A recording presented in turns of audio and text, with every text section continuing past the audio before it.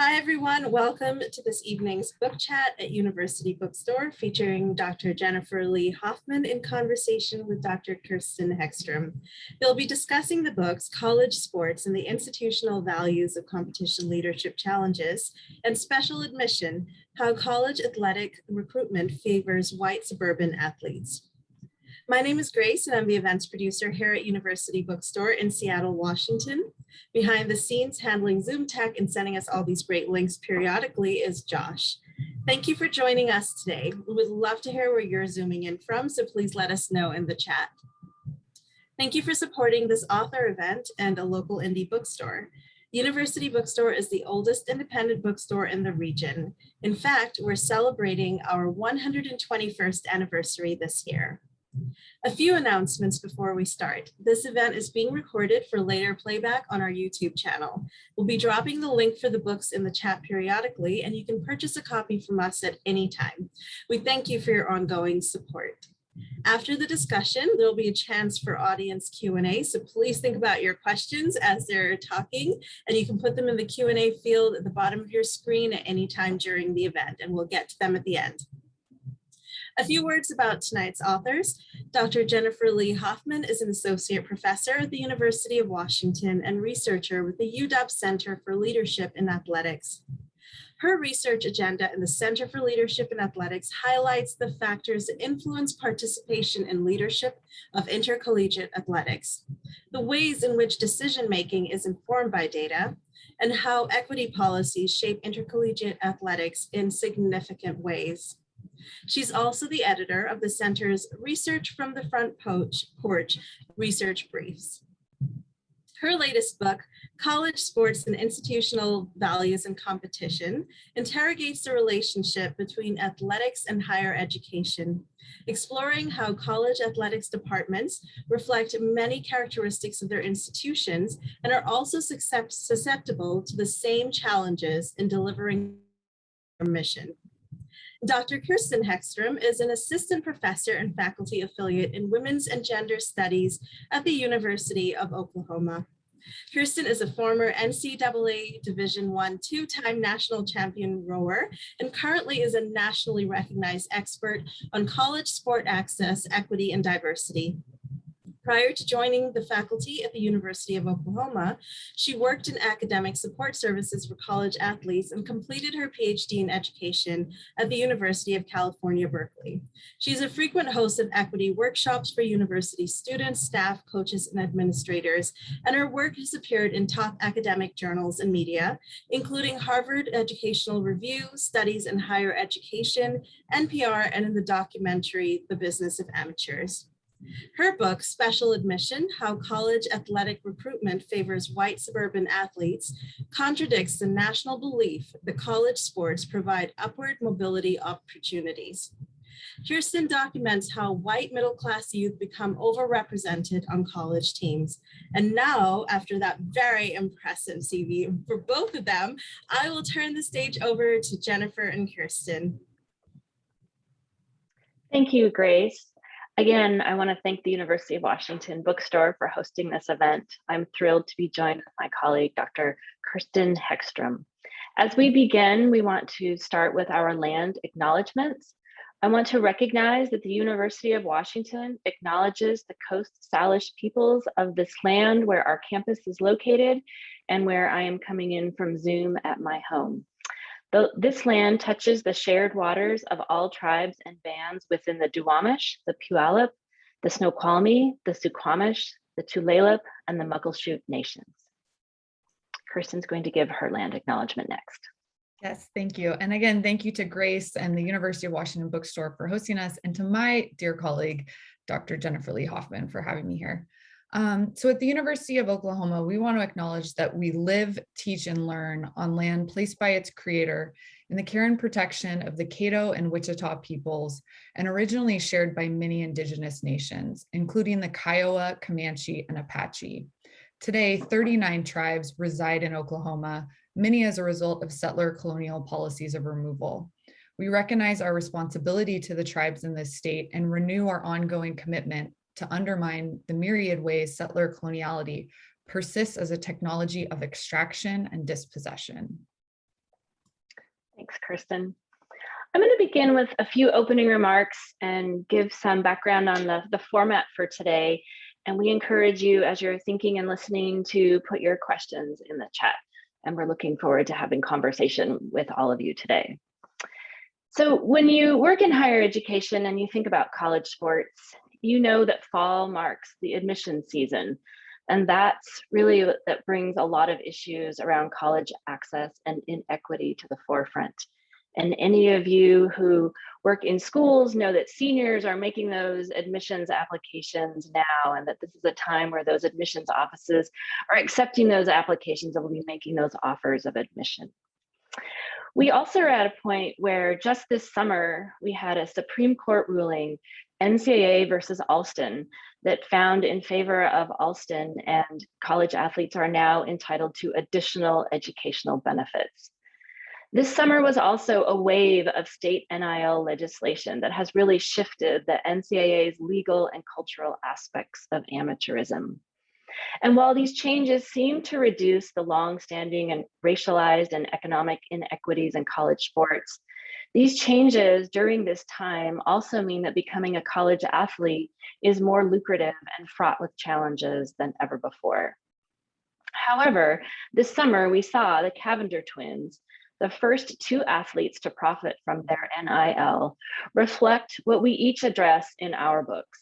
And that is that college sports really favor white suburban communities that have access to privatized youth sports systems in pursuit of a college athletic scholarship. So today in our talk, we're going to discuss how these recent changes and in this moment of admissions season are also really not just a reflection of what's happening in college sports and in higher education right now. Rather, it's a re-altering of the ways in which we think about amateurism. And as a result, we believe that the promises to revolutionize these long-standing inequities in college sports around amateurism are actually overstated. And so to do this, we're going to discuss three overlapping themes from our book. So in terms of format, Kirsten and I have some sort of prepared questions and prompts for one another, and we're going to toggle back and forth between our two books around three main themes. And then as you're thinking of questions, again, you can put those in the chat, and we will certainly leave time for additional audience questions toward the end of our time together. So to set us up for our first segment and our first theme, we really want to think about, or help you think about, a brief history of amateurism. And it really gets started with this notion of the gentleman amateur. And one of the aims of my book is to make visible the assumptions and practices in higher education that college sports reveal around this notion of amateurism and its underpinnings of the gentleman amateur. And in my book, I do this with storytelling. I use examples and other empirical research to try to uncover how meaning is associated with words and actions in the context, including our historical context in college sports. And this is especially true in the ways in which our ideals and our practices over amateurism and our collective narratives over amateur sports are really revealed in college athletics. So in my book, I begin, I'm just going to read a short excerpt from chapter 1. And I really try to make the point that regardless of size or visibility of any given athletic program, athletics have implication for every campus that sponsors intercollegiate athletics competition. And that intercollegiate athletics are framed by these discourses that promote commercial interests. Other discourses highlight the self-development of college athletes. And some discourses position amateur and educational ideals in contrast to our professional and commercial realities. And interrogating these discourses is a way to better understand the relationship between college sports and the college campus. So I'm going to hand off to Kirsten to get us started on thinking about this exploration of amateurism. So Kirsten, can you give us a little bit more to situate the historical context of our contemporary notions of amateurism and how amateurism got started in college sports? Yeah, thank you, Jen. And what's so exciting about sharing this history of amateurism with y'all is how rare it is for us to actually hear this history told.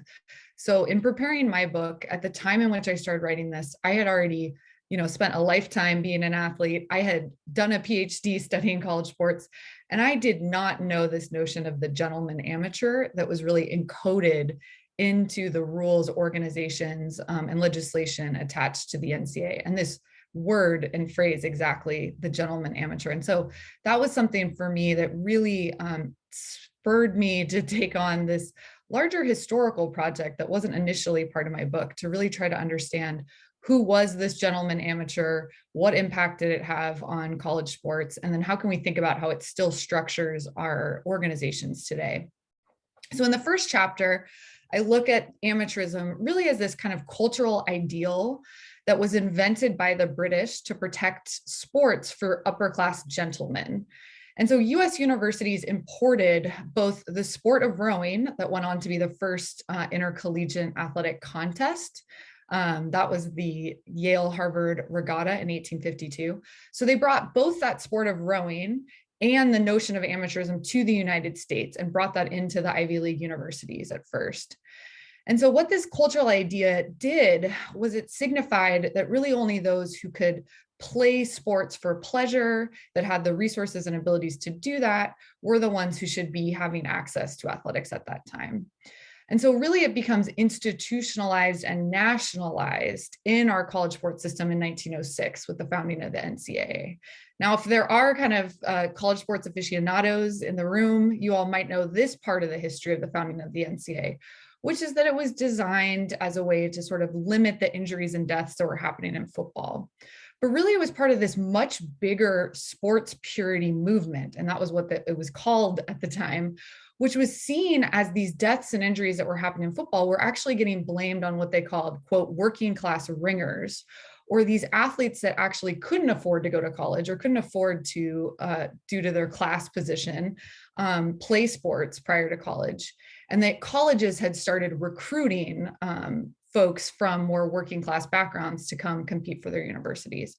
And again, the sports purists really blamed these working class athletes for what they saw as kind of all ills in university athletics at that turn of the century moment. And of course, I also in my book kind of link this to larger other purity movements that were happening in the progressive era, such as the eugenics movement and the role that higher education was playing at the time.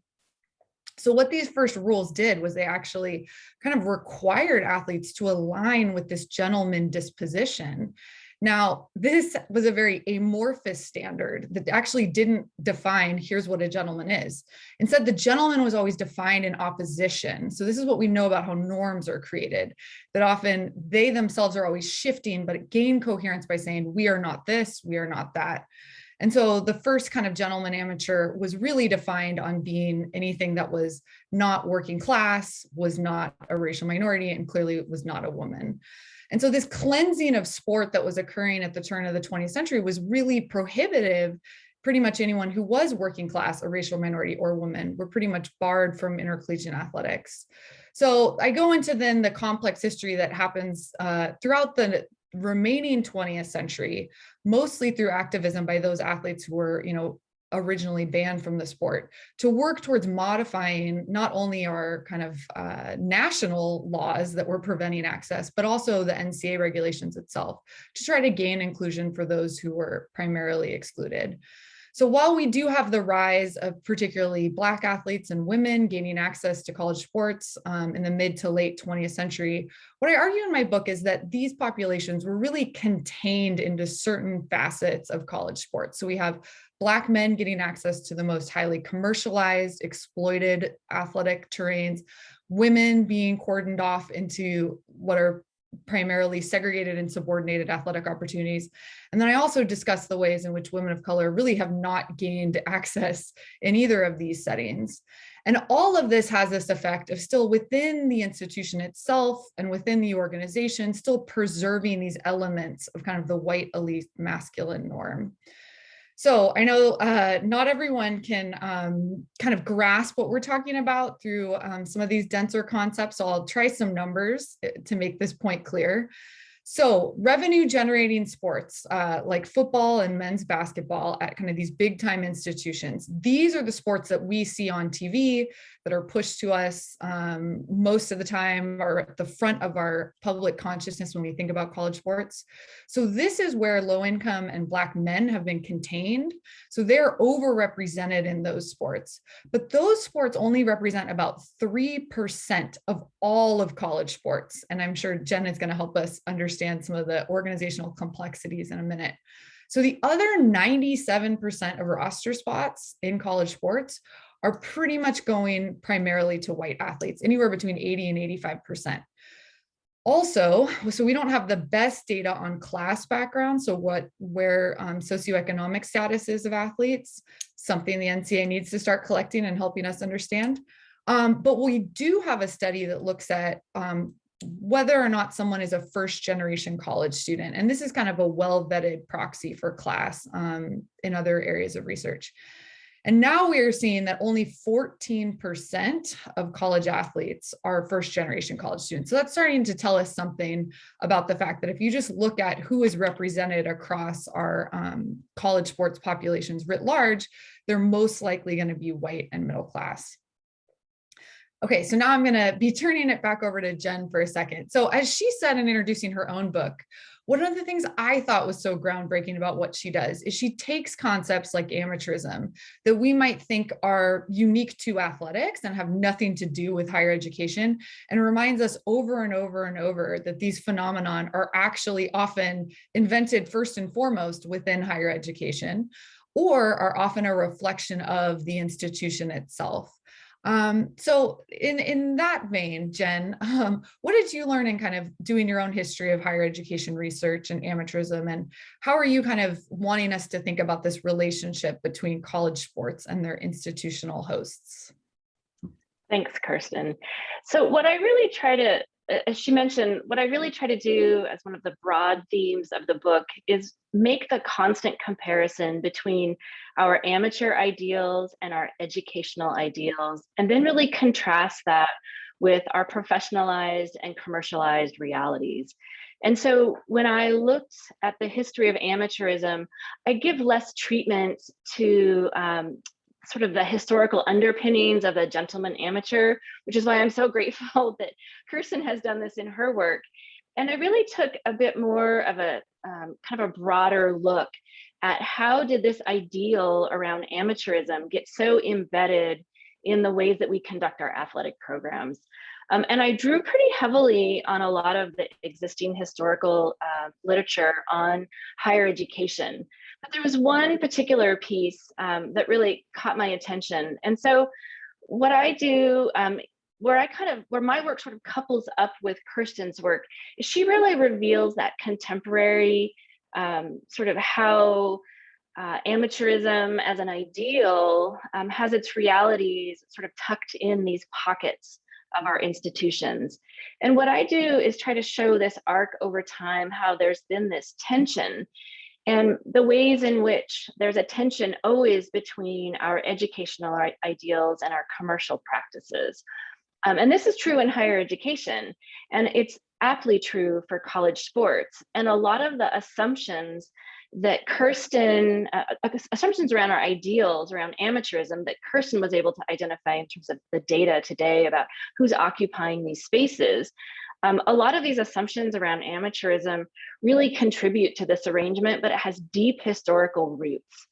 And so the deliberate practices around the ways in which college athletics are expected to be self-funded, that's not a current phenomenon. In fact, it goes way back to the very beginning, during this time that Kirsten was talking about around the progressive era, when institutions really took hold of college athletics and operationalized it for their own uses.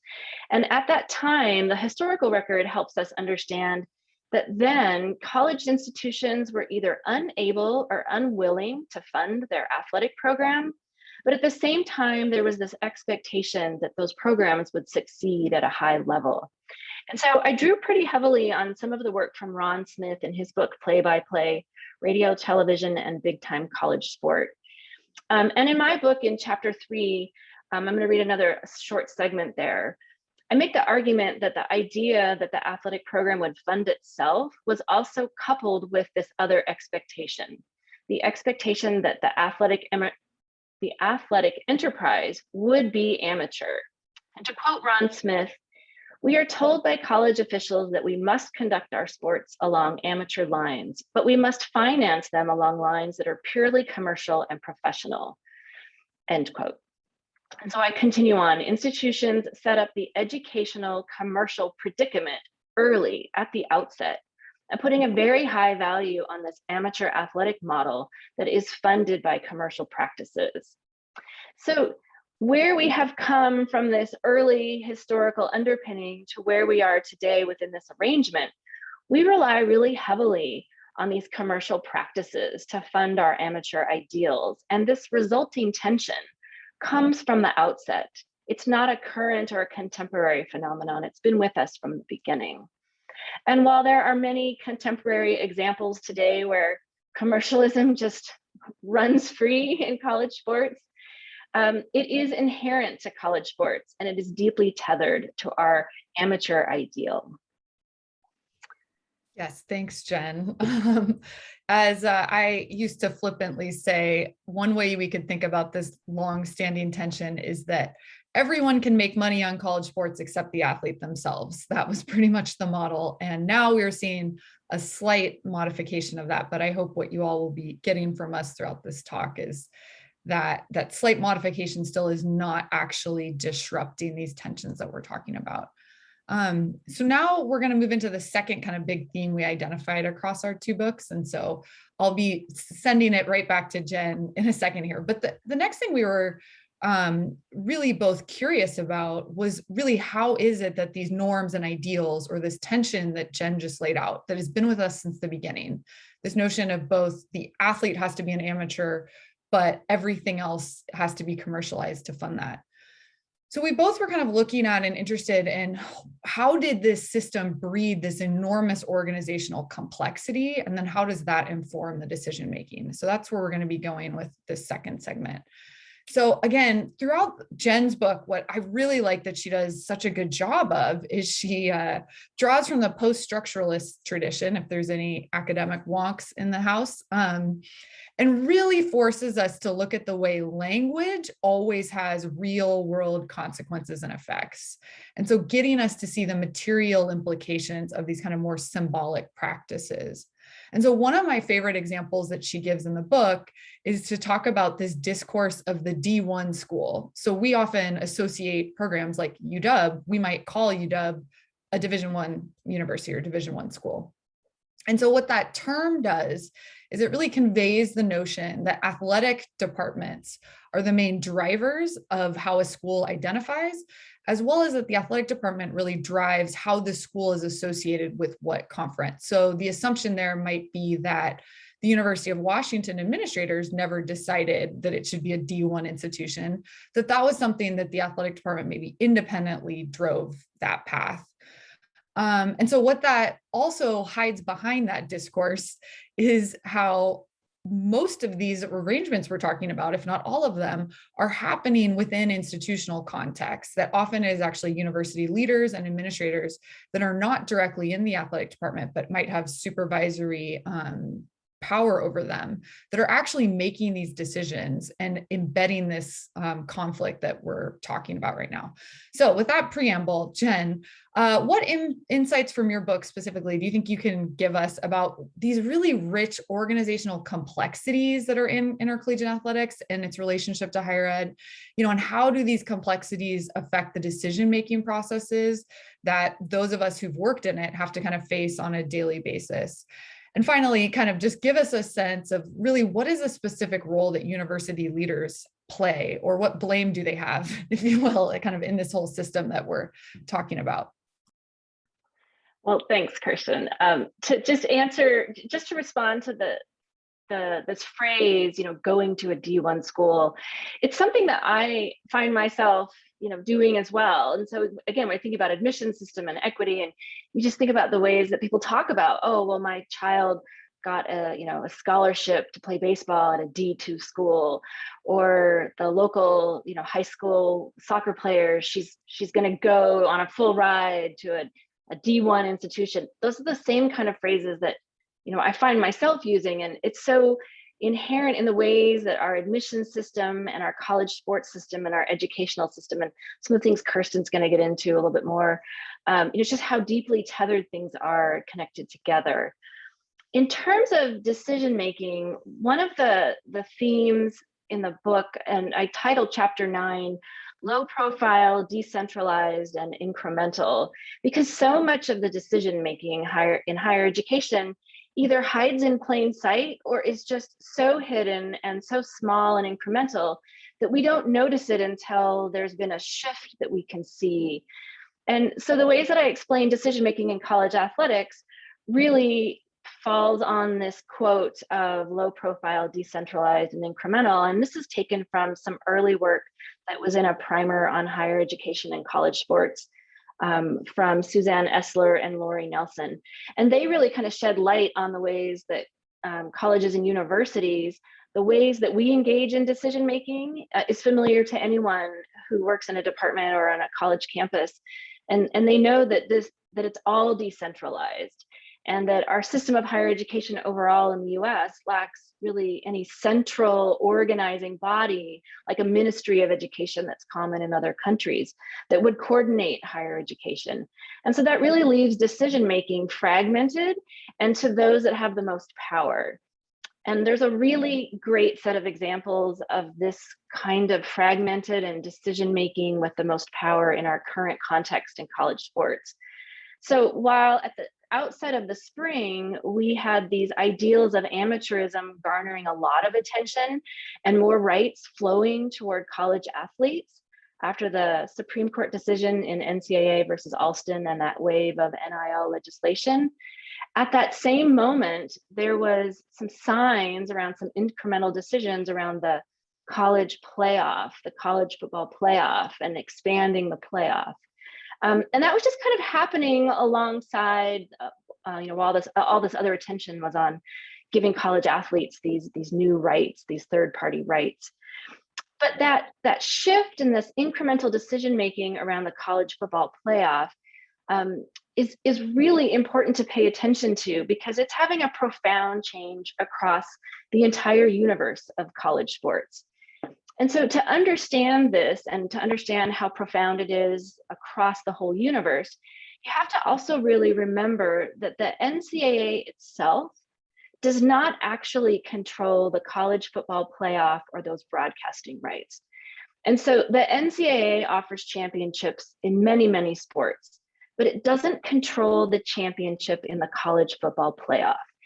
And so the universe of college sports really includes a huge constellation of approximately 1,000 member schools and another 250 schools that are governed by another athletic association, the NAIA. When you add community colleges to the mix, there's another 680 colleges that have athletic programs. And then there's articulations with our minor leagues, our professional leagues, our Olympic federations, and our entire youth sports system that Kirsten's gonna jump into in a moment. And so when we think about decision-making, the NCAA, in a lot of ways is us. The NCAA, formally, the decision-making happens through presidents, athletic administrators, department staff, and university staff that sit on committees within their organizational structure. And that includes faculty like myself and Kirsten. So the NCAA is us. It's the member institutions. It's those that work in athletic programs. It's those that work at a university that have an athletic program sponsored by the NCAA. It's our students and our student athletes. But within the governance structure itself, it's populated across this decentralized system of higher education. And although Dr. Mark Emmert is the face of the NCAA, he's rarely responsible for the actual decisions and policy that's undertaken by the association. And to point this out is not to offload his responsibility as a key spokesperson for the association and its incredible power and influence, but just to underscore that the actual decision-making power and policies is in the universe of college sports, is not always under the control of the NCAA. And in this moment, the power for decision-making in the universe of college sports really lies heavily with Division I college football. And this, again, is where the NCAA does not sponsor championships in Division I football. And that's those games that are played on over the holidays with the bowl games and the playoff season. And then ultimately that national championship that we see, in early January every year. And that part of college sports is controlled by actually only about 30 schools in the form of 5 athletic conferences. And they are aptly named the Power Five.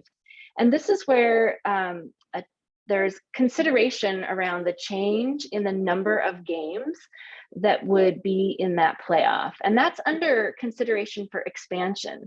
And that would then expand the number of games that student athletes would participate in college football. And this is also coupled with a movement toward conference realignment that is really siphoning power away from the NCAA, as I mentioned, and then fragmenting these previous alliances within the NCAA. And so it seems a little bit abrupt, and so it's not quite so slow, but it is very much decentralized and very much an example of an incremental shift that's going to impact the rights of all college football athletes, who are largely men of color. And while the rights have been given to college athletes over the summer broadly across the spectrum of NCAA for additional educational benefits and third-party name, image, and likeness, the changes that we're seeing around conference realignment and this expansion of the college football playoff really underscores that the advances that college athletes made, those changes, while they were swift, are not actually fundamentally changing the problem of amateurism in college sports.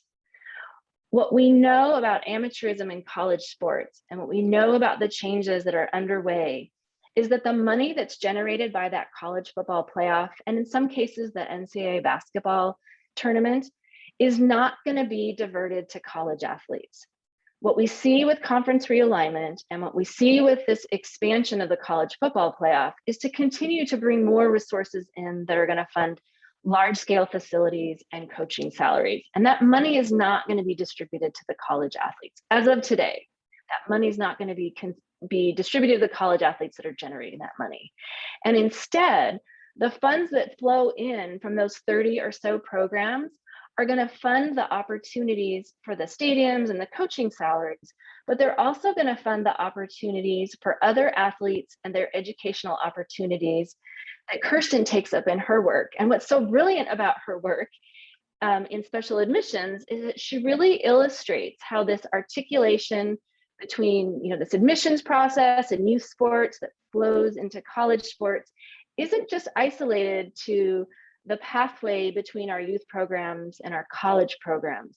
What her work does so beautifully is really illustrate how when this money comes into the system, that it's funding opportunity for students who could otherwise afford college.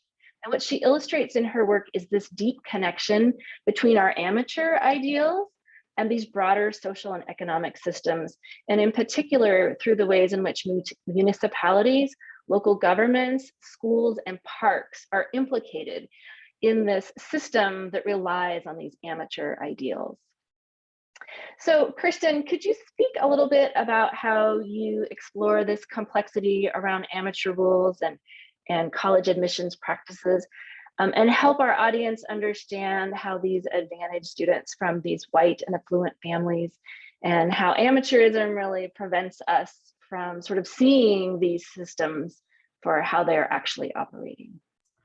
Yes, thank you, Jen. And again, I just really want to compliment Jen on walking us through this ever-evolving, complex nexus of bureaucratic change that is coming down in college sports. I learned a lot from hearing you explain that.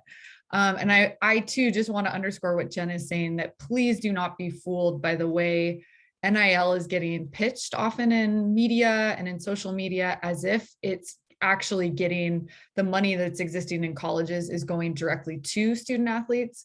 But again, as Jen has said, you have to look at this as its third party, that athletes have yet to gain rights as employees. They don't have any rights yet to the revenue sharing that comes off of ticket sales, anything like that. So this whole world in which colleges are making money off of college sports, they still get to keep and preserve that money for themselves.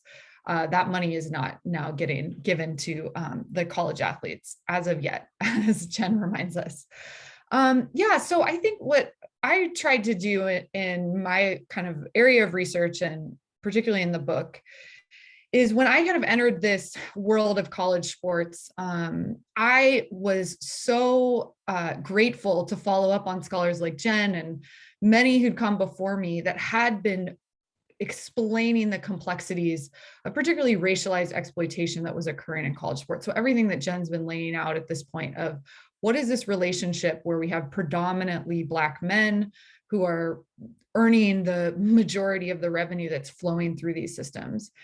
And I think that what I try to do is sort of keep that narrative alive, but kind of complicate it a little bit, because I think hiding behind that narrative is who's really benefiting from that system. And the exploitation research had done a nice job to explain how there's college coaches who are benefiting from that, universities are benefiting from that, apparel companies, whatnot. But we didn't really turn to look at who their athlete peers are, who are also in the college admission system and college sports system that could also be benefiting from this exploitative athletic system that colleges have set up. And so my book really starts to try to understand, what are the pathways that folks take to really become a college athlete? And part of doing that work was first actually trying to untangle what is this kind of meritocratic ideal that is presented to us publicly, these kind of myths around how athletes really just are essentially born an athlete. They have some sort of natural ability or they have just incredible amounts of grit and talent that they can propel themselves to college no matter what the social circumstances are. And so I opened my book with one of these stories that was actually circulating when I was finishing my research. And that was from Kalen Moore, who ended up being recruited to Texas Christian University, and he went on to be a Rhodes Scholar. But when he was getting recruited, there were all these stories that were being done about him, about how he essentially was starving to death as a high school athlete and was having to do push-ups in his room at night. And just really these reporters, I would say predatorily, were trying to get into the details of his life and talk about just how horrific his living situations was. And they weren't critiquing what it was that enabled someone like him. What are our state systems of kind of surveillance and punishment that make it so too often we have low income folks of color that are really cordoned into some of the worst living situations in our society. They weren't trying to understand that. Instead, that was just the backdrop. And it was really just about how this kid with an incredible grit could kind of propel himself out of that system. And so I kind of start by trying to take down that myth that is how most athletes make it to college, and instead look at the realities that I think anyone who has actually lived within an athletic system is aware of, which is that becoming a high-level athlete requires tremendous social, cultural, economic resources. And these are really flowing at the community level, at the family level. And so even when I did some more research on Kalen Moore, even someone like him, even though the reporters really talked about his narrative as if it was, only his hard work of doing push-ups in his room at night that got him there. He was able to get into a nonprofit youth football league that was sponsored by Snoop Dogg. I kid you not, can't make this up. And Snoop Dogg had funded this really high-level football training program kind of in his community. And so he got a scholarship into that. And so again, he ended up having access to some of the highest quality training equipment, what have you, even though he didn't have the income for that. But of course, this isn't something that everyone has access to, that most of the way in which folks are getting access to sport are through these highly expensive privatized youth leagues.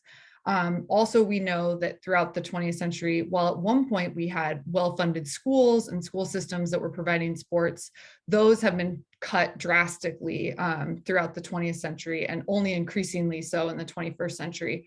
So again, even if someone happens to attend a school with sports, those sports programs are going to be nowhere near as well funded, have the top coaching, whatnot. All of those resources have been pushed into the privatized sphere.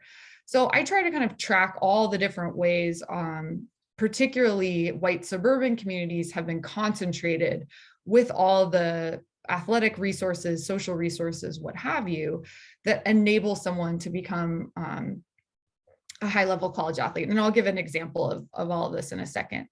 But what I'm also trying to do in the book is to say that it's not just what's happening K through 12 that is the reason why college admissions look the way they do, or those athletes end up being predominantly white and middle class, that universities and the NCAA and our college sport governing bodies, they have a role to play in this too. So while there might be radically different opportunities at the youth level, depending on what your race, class, and gender position are, universities are designing admission systems and recruitment processes and practices that are actually targeting and more often looking in these white suburban areas for their athletic talent. And they aren't necessarily doing the due diligence and or doing the work they can to actually go and find and nurture athletic talent no matter where they are. Now, part of why this is because of amateur rules. So the NCAA has actually restricted what a university can provide a local community in terms of, let's say the University of Washington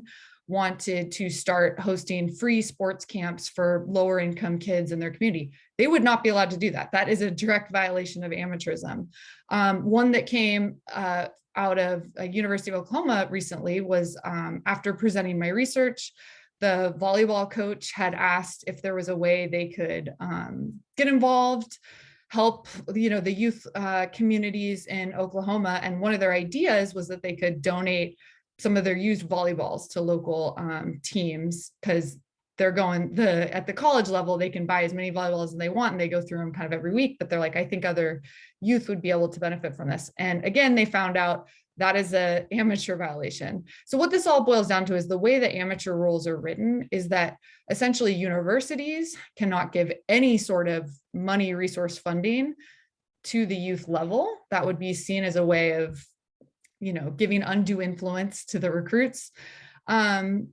But there are no limits on what an individual person or family could invest in their ability to develop this athletic talent. So similarly to the research that we've started to learn about, what it takes to become just an academic student. And we've seen like a proliferation of pay-to-play testing services and college prep services and college advising, where there are kind of elite families spending upwards of $1 million over the course of a child's lifetime, preparing them to go to Harvard as a student.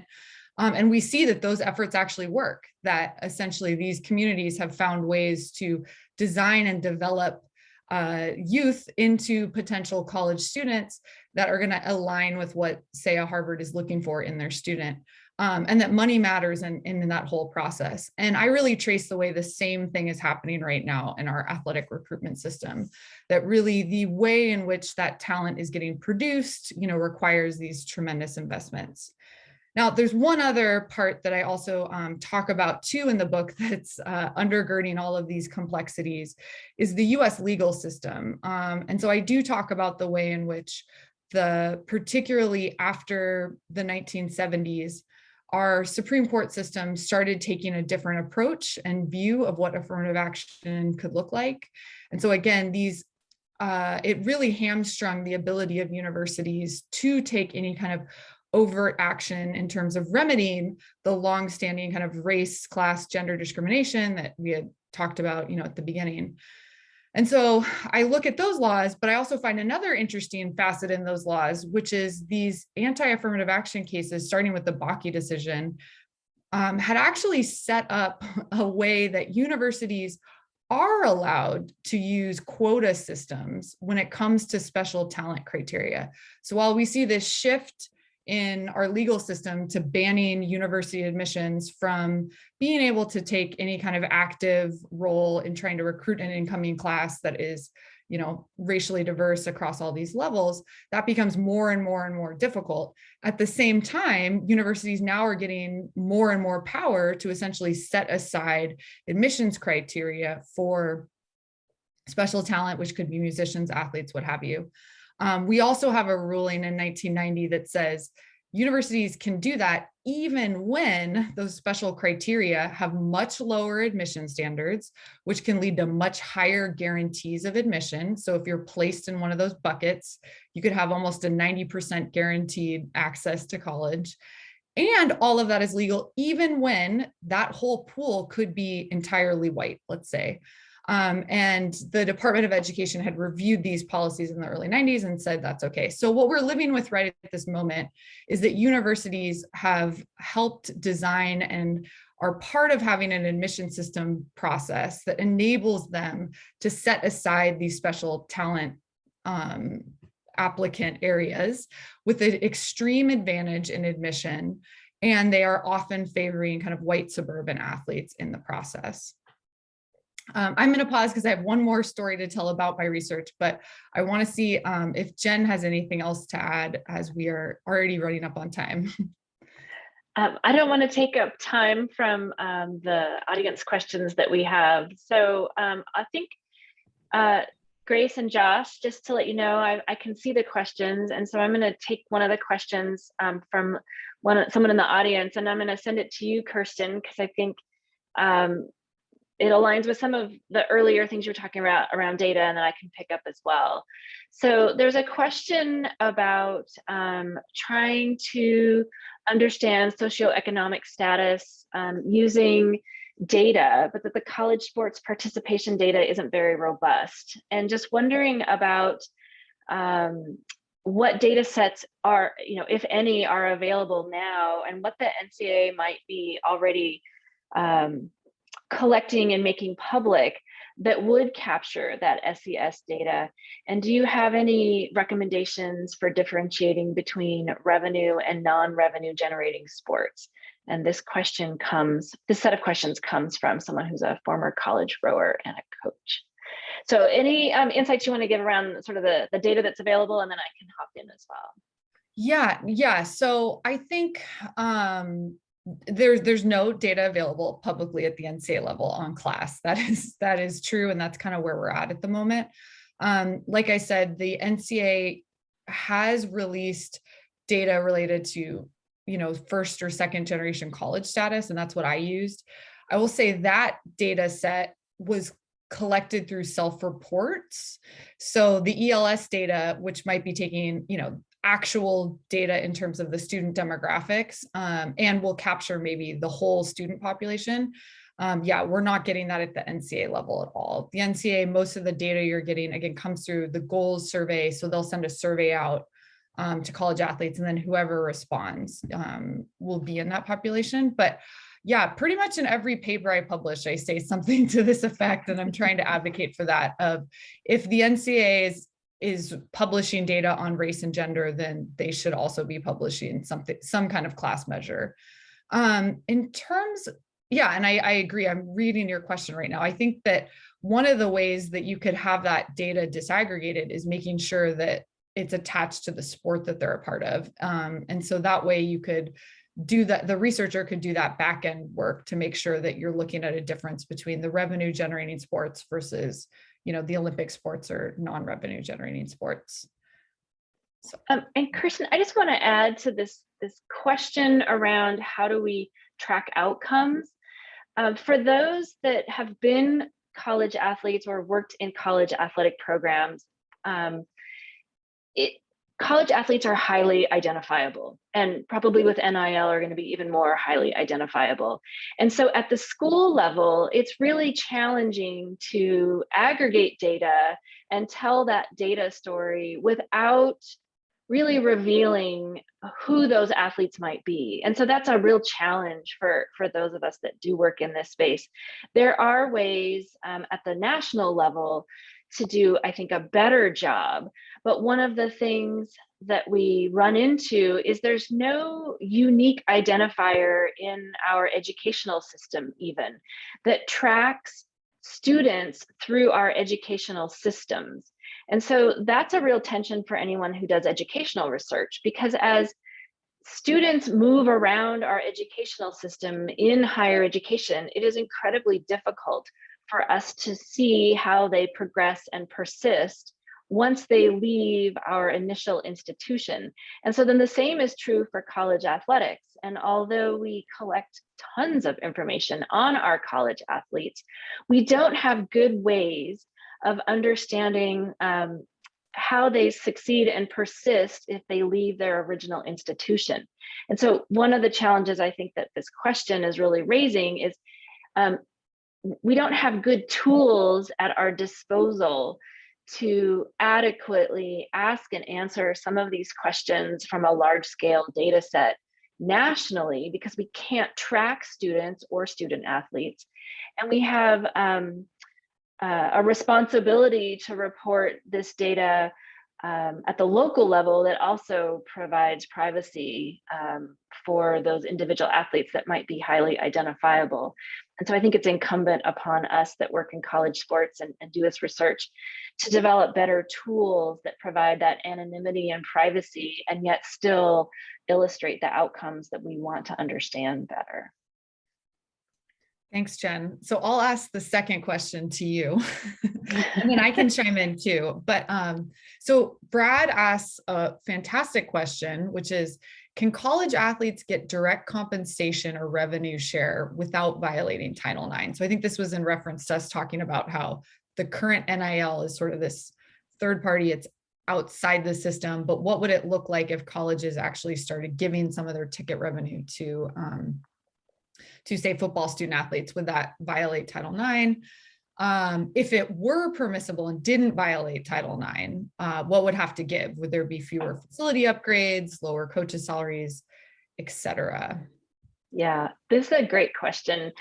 This is where I wonder if maybe earlier in my career, I should have gone to law school instead of getting a PhD in higher education. I think in terms of just asking this question around direct compensation, there's really no precedent for case law on Title IX and what direct compensation would be, because we've not had a mechanism to give individual athletes direct compensation.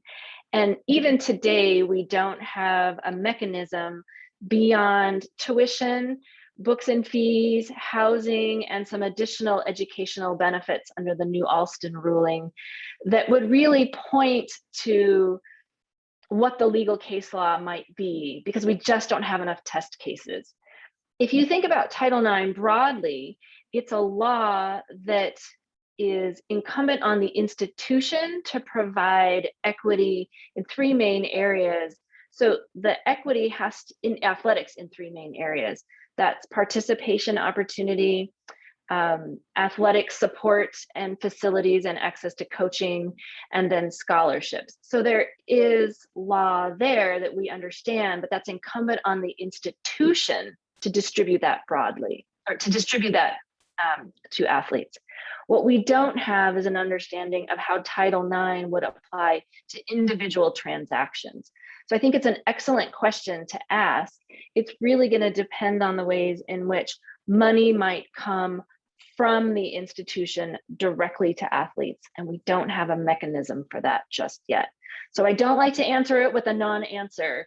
In terms of NIL, those are third-party contracts, and so the institution just has to offer equal opportunity that college athletes all get the same access to the education and anything that the institution is offering, but they are highly limited in what they can offer. It tends to fall around things like education around NIL, not actual distribution of funds. Yeah, great points, Jen. So Jen was part of hosting kind of a legal summit around NIL at the start of the summer. And we had actually several Title IX attorneys and law professors weigh in on this question. And all of them said exactly what Jen is saying, which is that we don't know. And actually, we should not assume that Title IX would prohibit the direct payment to athletes. That's actually kind of a propaganda talking point that the NCAA, as well as universities, have used for a long time. as a scare tactic to actually not compensate revenue athletes, and that they'll say Title IX is the reason for that. And as Jen said, there's nothing in Title IX that suggests as of this point that wouldn't be a direct violation. I think part of what would also complicate this is you would imagine if universities started giving direct compensation to their athletes, they would become employees. And once they became employees, that opens up a whole other set of circumstances that colleges want to avoid. But when they become employees, one law professor has argued that actually that all of a sudden in some ways negates everything Jen just said in terms of Title IX, because Title IX is talking about educational opportunities. So if we now start to see athletes as employees, they're going to fall under a different category of laws. And we also see a little bit of a precedent for that. For instance, like if you look within an athletic organization, men's and women's coaches don't have to be paid the same. It's actually a huge problem that probably exacerbates the gender pay gap. And so we have precedents of actually very unequal compensation occurring within athletics for once you reach that employee status. But again, since we're still in this, total liminal space where athletes are, particularly revenue athletes, are everything but in name employees for the university, that's why they're still kind of stuck under the Title IX regulations, because they're sort of seen as students and not employees, and therefore everything they're getting is at that student status and therefore kind of subject to Title IX. So might have just confused the audience even more there, but. Kirsten, I want to add another point around what you made when you mentioned that often Title IX gets thrown around as a reason why we can't do things. And this is one of two narratives that I raise in the book that often get pointed to that resist change in our systems of college sports. And so one of the narratives often comes up around women's athletics, and we can't do it because of Title IX. And so anytime you see change on the horizon in college sports, one of the first things we often hear is, well, we can't because of Title IX. And that's just simply not true in every case. The other narrative that we hear is that any change that we might make is going to fundamentally disrupt college sports and it will disintegrate. And that was one of the narratives we heard in the run-up to NIL this summer, which was, if we let student athletes have access to third-party name, image, and likeness rights, it's going to disintegrate the system. And here we are just a few short months later, and college football has some of its highest television ratings, and college athletes are back at their practices and their competitions in full force, and colleges and universities are opening back up. And we're just not seeing this explosion or implosion of college sports over NIL. So when you hear, I can't do it because of Title IX, or I can't do it because it's going to implode college sports, those are always a flag to be like, yeah, there's something else going on here. Thanks, Jen. Well, I'll ask you one last question since we have 2 minutes left and no questions. And since I know you have a theory on this, but feel free to decline to answer. So why do you think that my university is moving into the SEC?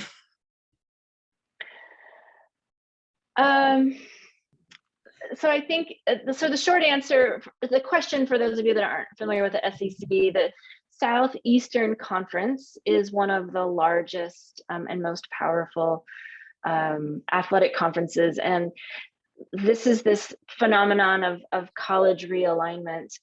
And I think one of the things that we're just seeing is this fragmentation that I mentioned earlier, and this collapsing of power. And I think it really is in response to the ways in which college athletes are getting that access to some of their rights, and the ways in which other rights might be coming. So that's just a guess. I think that there's probably many other guesses that our audience might also simmer on. And Kirsten, you probably have some guesses yourself, but unfortunately we're pushing up against time. Exactly. I think that's all for us. Well, Well, thank you, Jennifer and Kirsten, for a wonderful and thought-provoking discussion. And thank you to you, our audience, for joining us. You can purchase both copies of the author's books using the links in the chat. Thank you for spending this time with us, and we hope to see you at another one of our author events soon. Just wave goodbye. Bye, everyone.